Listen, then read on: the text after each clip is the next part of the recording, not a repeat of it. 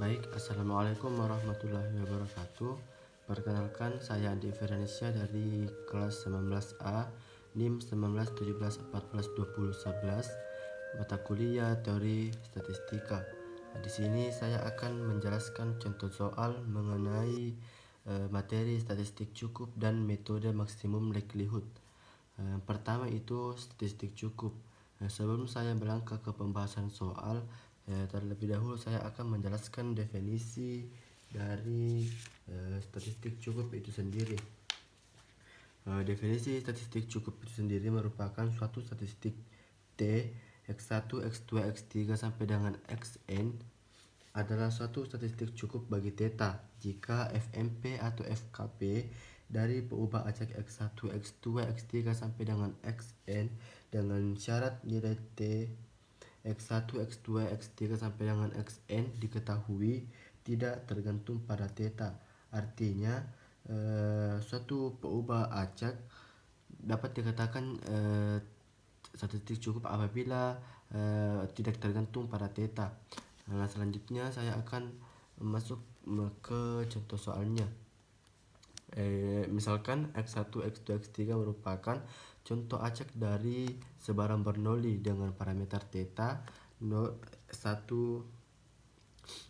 Kemudian apakah T1 sama dengan X1 tambah X2 tambah X3 merupakan statistik cukup bagi theta dengan FMP atau fungsi massa peluang peubah acak X1, X2, X3 adalah F X1, X2, X3 syarat theta theta berpangkat X1 tambah X2 tambah X3 1 dikurang theta berpangkat 3 dikurang X1 tambah X2 tambah X3 untuk XI sama dengan 0,1 dan I 1,2,3 dan 0 untuk X lainnya. Nah, terlebih dahulu kita akan untuk memudahkan dalam pengerjaan statistik cukup ini, kita memerlukan tabel supaya kita tidak repot dalam menghitung nilai dari Fx1, X2, X3. Nah, terlebih dahulu kita tuliskan di sini X1, X2, X3 dengan nilai yang telah ditentukan yaitu 0, 0, 0, 1, 0, 0 dan seterusnya. Kemudian di tabel yang kedua itu ada Fx1, X2, X3 syarat theta untuk X1, X2, X3 0,0,0 itu 1 kurang theta berpangkat 3 dan untuk 1 apabila ada 1 angka 1 dan 2 angka 0 maka kita gunakan theta dalam kurung 1 dikurang theta berpangkat 2 dan apabila ada 2 angka 1 dan 1 angka 0 maka kita gunakan theta kuadrat 1 kurang theta dan apabila ketiganya itu angka 1 maka kita gunakan theta berpangkat 3. Nah, cara mencari hasil dari ini kan kita ketahui tadi T1 nya sama dengan X1 tambah X2 tambah X3. Nah, ini X1 nya sudah diketahui, nilainya sudah diketahui, begitupun X2 dan X3 nya sudah diketahui. Maka untuk yang pertama itu 0 tambah 0 tambah 0 kan sama dengan 0. Kemudian yang kedua itu 1 tambah 0 tambah 0 sama dengan 1. Begitupun dengan seterusnya, kita tambah saja nilai dari X1, X2 dan X3. Nah, untuk selanjutnya untuk mencari nilai Fx1, X2, X3 yaitu kita bagi dengan G1 T1 syarat theta. Yang pertama itu 1 dikurang theta berpangkat 3 dibagi 1 kurang theta berpangkat 3. Nah, kita ini bisa langsung matikan. Jadi kita dapat yang 1.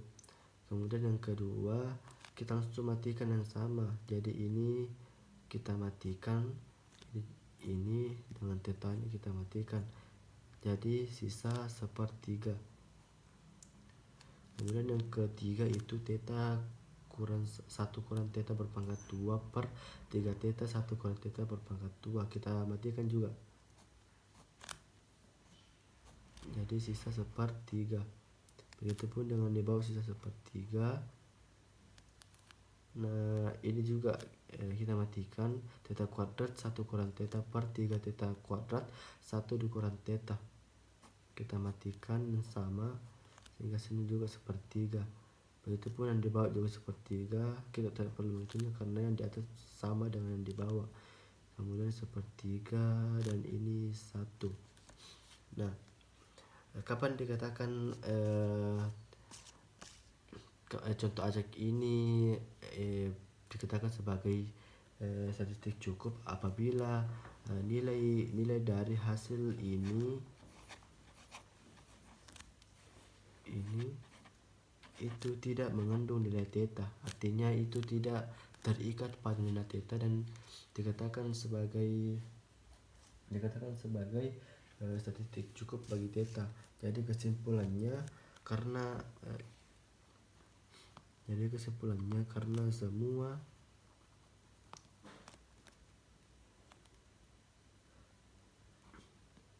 f x1, x2 dan x3 syarat T1 tidak tergantung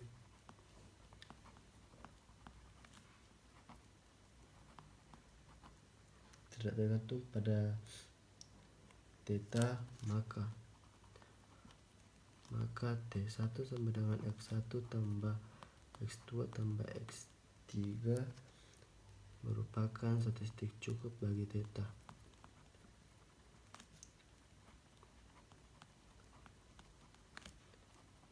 Statistik cukup bagi theta. Nah, inilah hasil dari atau penyelesaian dari soal dari T1 sama dengan x1 x2 tambah dengan x3 yang merupakan statistik cukup bagi theta karena hasil dari ini tidak mengandung nilai theta atau tidak mengandung theta.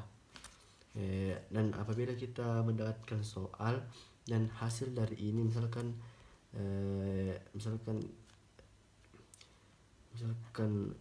theta kuadrat 1/2 theta dibagi dengan 3 theta 1/2 theta, maka ini kan hasilnya kan ini mati jadi sisa 1, jadi maka ini hasilnya itu theta per 3. Ini bukan merupakan statistik cukup karena ada theta di sini. Begitu. Jadi inilah cara untuk mengetahui apakah soal tersebut merupakan statistik cukup atau bukan. Nah, selanjutnya kita melangkah ke materi selanjutnya, yaitu metode maximum likelihood estimation atau MLE. Nah, sebelum saya melangkah ke pembahasan soalnya, saya akan menjelaskan sedikit pengantar dari MLE. Definisinya yaitu metode dalam estimasi parameter dari suatu distribusi peluang didasarkan pada fungsi likelihood. Misalkan X adalah variabel random dengan fungsi densitas peluang f x syarat theta yang tidak diketahui. Jika x1, x2 sampai dengan xn merupakan sampel random berukuran n dari variabel random x, maka fungsi likelihood didefinisikan sebagai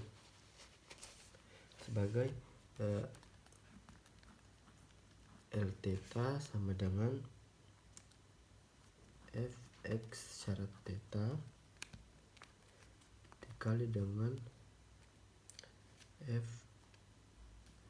fx2 syarat theta sampai dengan fxn syarat theta. Maka hasilnya itu pi i sama dengan 1 sampai dengan n fxi syarat theta. Ini yang menjadi pegangan kita untuk menyelesaikan soal metode maximum likelihood.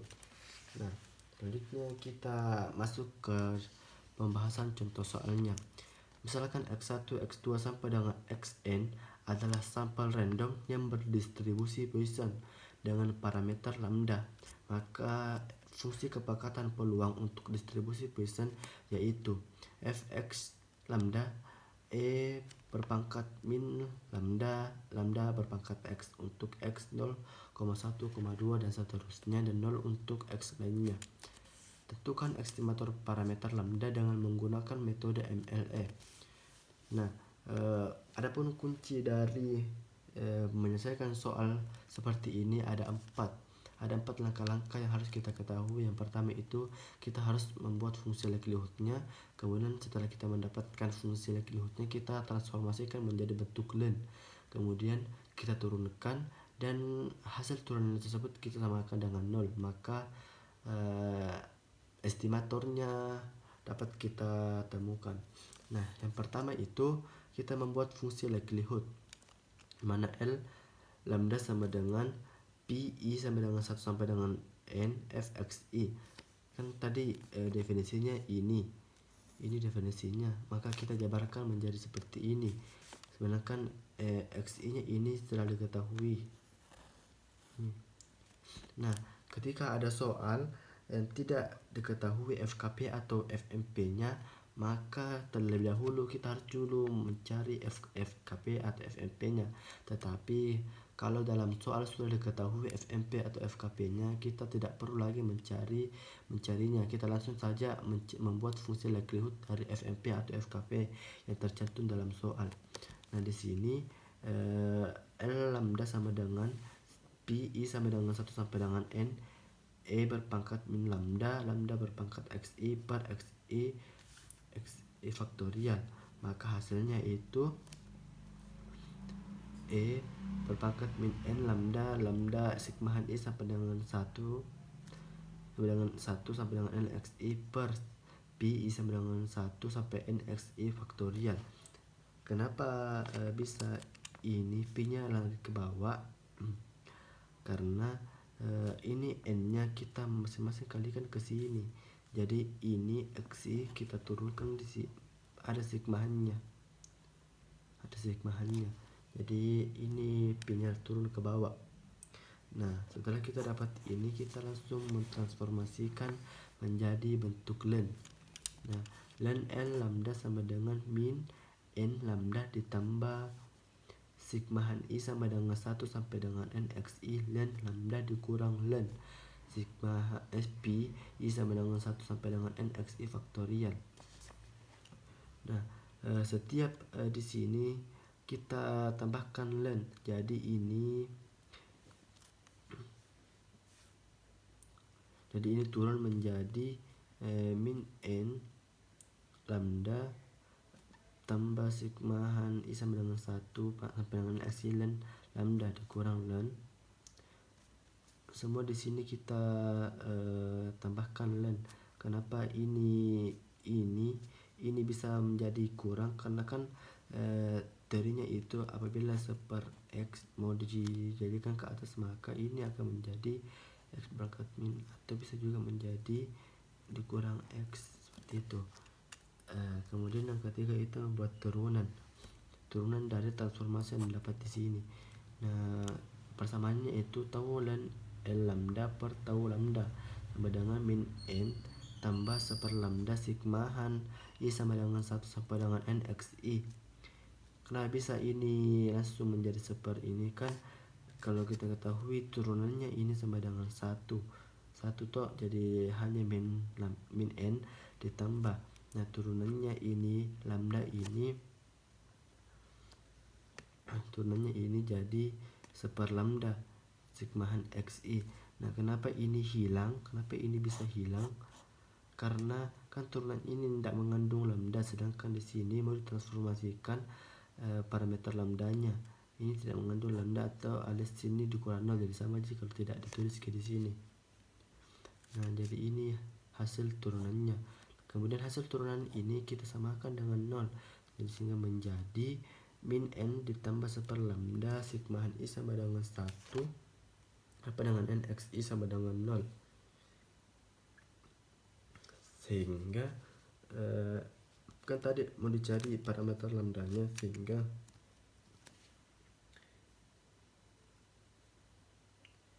sehingga lambda topinya itu dari topi, sehingga lambda topinya itu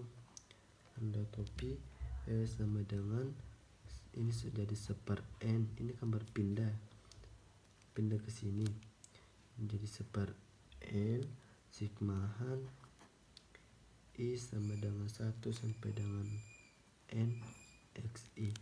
Nah, inilah nilai estimator parameter lambda dengan menggunakan metode MLE dari distribusi Poisson, yaitu seper n sigma I sama dengan 1 sampai dengan n xi. Karena bisa ini seper n kan ini min, tadi sama dengan teori ini, kalau misalkan ini menjadikan positif, ini menjadi seper. Jadi kesimpulannya yaitu kita harus mengetahui cara membuat fungsi likelihood, cara mentransformasikan dalam bentuk ln, kemudian diturunkan dan disamakan dengan 0. Ini akan menjadi pegangan kita untuk menyelesaikan soal seperti ini. Nah, mungkin cukup itu yang dapat saya jelaskan. Lebih dan kurangnya mohon dimaafkan. Assalamualaikum warahmatullahi wabarakatuh.